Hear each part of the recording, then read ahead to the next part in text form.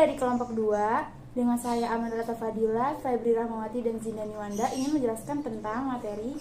Yang pertama ada hakikat manusia dan sifat keingintahuannya. Yang kedua ada perkembangan fisik, sifat, dan pikiran manusia dan sejarah pengetahuan manusia. Dan yang keempat ada studi kasus dan contoh hasil penelitian kita. Mari kita simak videonya. 1. Hakikat manusia dan sifat keingintahuannya. Hakikat manusia adalah makhluk yang kuat. Ada juga yang menyebut hakikat manusia adalah makhluk yang sempurna. Ada juga yang menyebutnya makhluk paling cerdas. Dari semua itu menunjukkan bahwa hakikat manusia adalah makhluk yang positif. Hakikat manusia adalah peran ataupun fungsi yang harus dijalankan oleh setiap manusia. Masing-masing manusia sebagai individu yang memiliki sifat rasional, dalam arti bertanggung jawab dalam proses berpikir dan bersosialisasi, dan mampu mengarahkan dirinya ke tujuan yang positif, mengatur dan mengontrol dirinya, dan mampu menentukan nasibnya. Sifat keingintahuan manusia tidak dimiliki oleh makhluk hidup yang lain, yaitu hewan dan tumbuhan, serta benda-benda mati. Memiliki kelebihan, yaitu kemampuan berpikir. Dengan kata lain, curiosity-nya tidak tidak tetap seperti itu sepanjang zaman. Manusia memiliki rasa ingin tahu yang berkembang, atau dengan kata lain, manusia mempunyai kemampuan berpikir. perkembangan fisik, sifat, dan pikiran manusia. Perkembangan fisik manusia, tubuh manusia berubah mulai sejak berupa sel sederhana yang selanjutnya secara bertahap menjadi manusia yang sempurna. Sel sederhana berasal dari sel kromosom sperma yang identik dengan kromosom sel telur. Pada prosesnya akan terjadi kromosom yang tidak homolog yang akan menjadi laki-laki. 5 minggu setelah terjadi konsepsi, bakal jantung mulai berdenyut yang selanjutnya akan membagi menjadi serambi kiri dan kanan pada minggu ke-9. Sedangkan pada minggu ke-13, janin sudah mulai berbentuk yang ditandai dengan berfungsinya berbagai organ yang selanjutnya pada usia 18 minggu mulai terasa gerakan dari janin. Sifat ingin tahu manusia berkembang seiring dengan perkembangan umur dan waktu di mana manusia tersebut hidup. Pada zaman prasejarah, manusia hidup dari berburu dan berladang yang berpisah dari suatu tempat ke tempat lain, kemudian meningkat menjadi petani dan peternak yang menetap. Ada 2 macam perkembangan alam pikiran manusia, yakni perkembangan alam pikiran manusia sejak dilahirkan sampai akhir hayatnya, dan perkembangan alam pikiran manusia sejak zaman purba hingga dewasa ini. Berikut ini pengelompokan perkembangan kecerdasan manusia berdasarkan usia dari bayi hingga dewasa. Di kalangan para ahli sejarah banyak pendapat yang beragam dalam mendefinisikan term sejarah. Namun dapat penulis simpulkan bahwa pada intinya sejarah adalah kesinambungan atau rentetan suatu peristiwa atau kejadian antara masa lampau, masa sekarang, dan masa depan. Hal ini dapat diketahui dari segi kronologis dan geografis, yang bisa dilihat dengan kurun waktu di mana sejarah itu terjadi. Dalam setiap periode sejarah perkembangan ilmu pengetahuan memiliki ciri khas atau karakteristik tertentu. Tetapi dalam pembagian periodisasi perkembangan ilmu pengetahuan ada perbedaan dalam berbagai literatur yang ada. Maka dari itu, untuk memahami sejarah perkembangan ilmu pengetahuan secara mudah, di sini telah dilakukan elaborasi dan klasifikasi atau pembagian secara garis besar. Berikut adalah uraian singkat dari masing-masing periode atau sejarah perkembangan ilmu pengetahuan dari masa ke masa.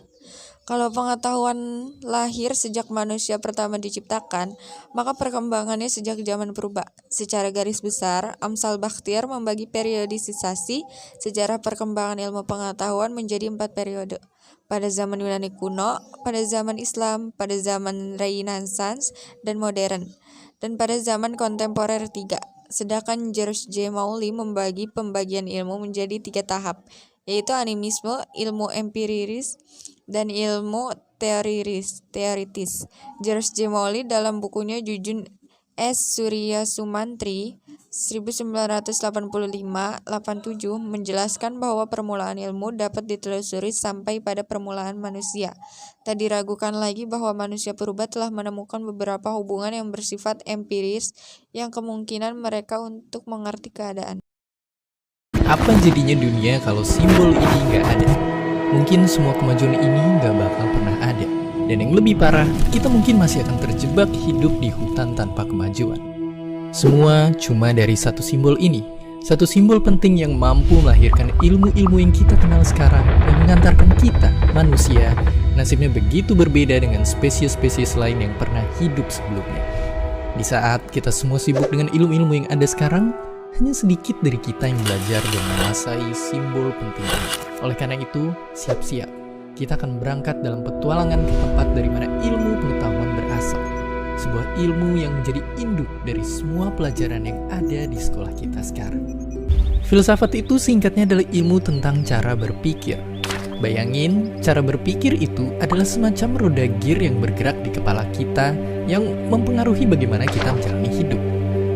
Cara berpikir bisa senyata itu. Ia bisa mempengaruhi dan mengubah hidup kita. Nah, filsafat itu intinya adalah ilmu yang membantu kita membuka lebih banyak lagi cara berpikir dalam hidup kita. Umumnya dalam ilmu filsafat, kita pelajarin cara-cara berpikir ini dari para filsuf, pemikir, dan ilmuwan hebat dari seluruh zaman dan seluruh dunia. Tapi kita juga bisa belajar filsafat dengan coba menjawab pertanyaan-pertanyaan besar tentang hidup dan dunia. Pertanyaan-pertanyaan filosofis tentang asal-usul alam semesta melahirkan ilmu fisika. Pertanyaan tentang bagaimana cara menjalankan negara yang baik melahirkan demokrasi dan Pancasila. Pertanyaan tentang cara menjalankan pertandingan yang adil melahirkan peraturan sepak bola. Hingga pertanyaan tentang bagaimana cara hidup yang baik dan benar melahirkan pemahaman dan keyakinan. Itulah guna filsafat di dunia. Semua lahir dari pertanyaan. Dan filsafat begitu penting untuk kita pelajari karena ialah yang akan memberikan kita fondasi kuat untuk belajar ilmu-ilmu pengetahuan lainnya. Di masa-masa awal peradaban, nenek moyang kita mencoba menjawab banyak pertanyaan besar. Dari sana, banyak cara berpikir lahir, yang kemudian disebarkan dalam bentuk kepercayaan dan pengetahuan. Tapi baru di zaman Yunani kuno, para filsuf hebat seperti Socrates, Plato, dan Aristoteles lahir. Mereka melahirkan begitu banyak cara berpikir dalam berbagai macam bidang, yang kemudian cara berpikir mereka menjadi inspirasi lahirnya dasar-dasar ilmu pengetahuan lain. Di abad pertengahan, filsafat dan agama mulai banyak beririsan, karena kentalnya sistem kerajaan dan ajaran agama di masa itu. Filsafat digunakan untuk studi agama seperti membuktikan keberadaan Tuhan. Tapi perubahan besar lalu terjadi. Dunia masuk masa Renaissance, masa di mana terjadi pergerakan masyarakat untuk mengaktifkan diri kembali di bidang politik, budaya, hingga ilmu pengetahuan, yang kemudian menginspirasi pesatnya kemajuan masa setelahnya mendorong terobosan cara berpikir di berbagai macam bidang yang hingga hari ini melahirkan ilmu-ilmu pengetahuan kita sekarang. Contoh kasus hakikat manusia dan sifat keingintahuannya. 1. Kemampuan menyadari diri. Kaum rasional menuju kunci perbedaan manusia dengan hewan pada adanya kemampuan menyadari diri yang dimiliki oleh manusia. 2. Kemampuan berekstensi. Kemampuan berekstensi adalah kemampuan menempatkan diri dan merobos. 3. Tanggung jawab.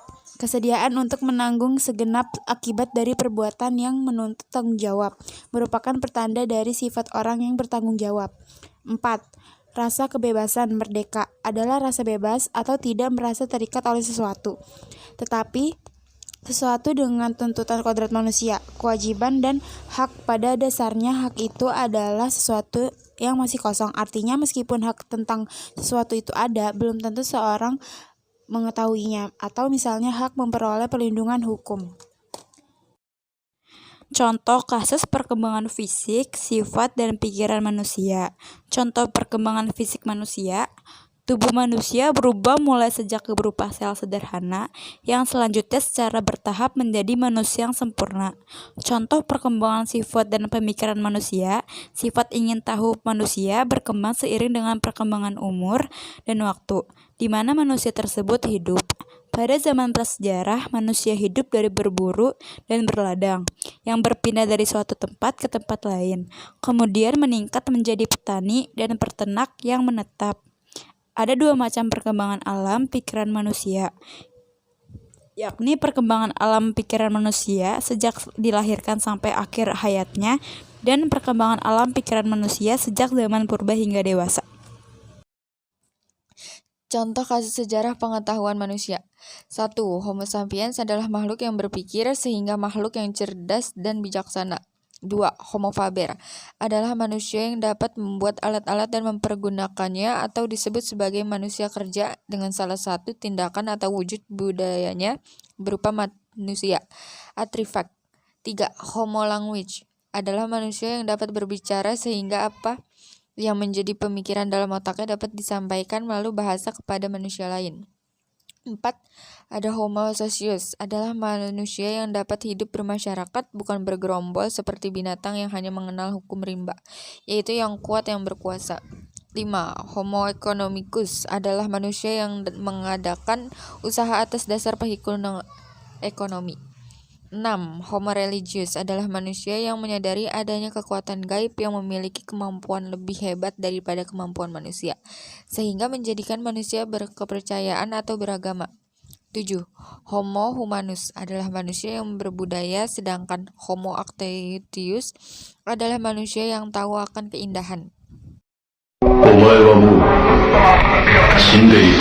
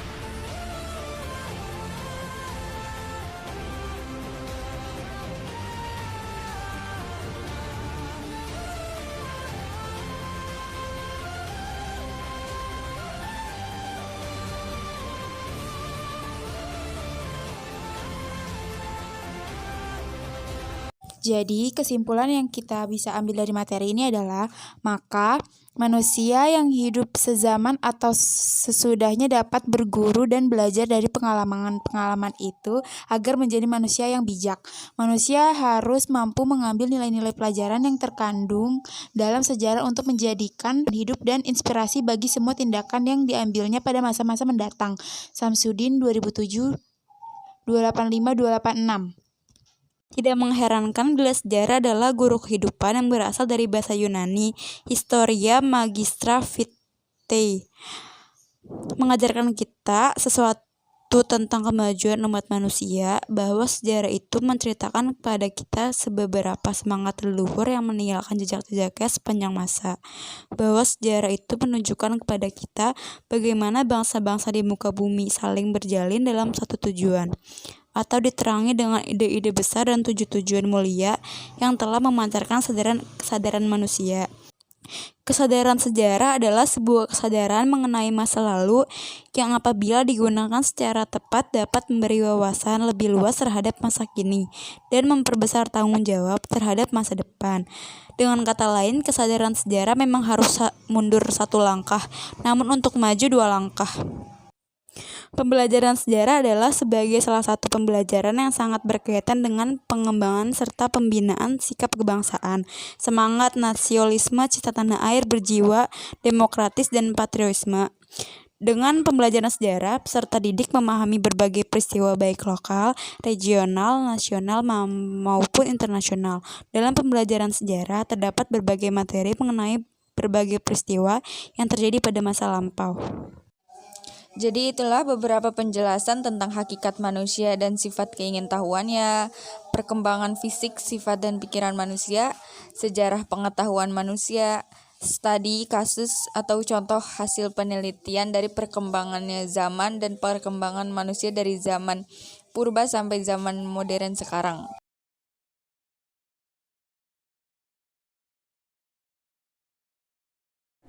Sekian penjelasan yang dapat kami sampaikan, kurang lebih mohon maaf. Wassalamualaikum warahmatullahi wabarakatuh.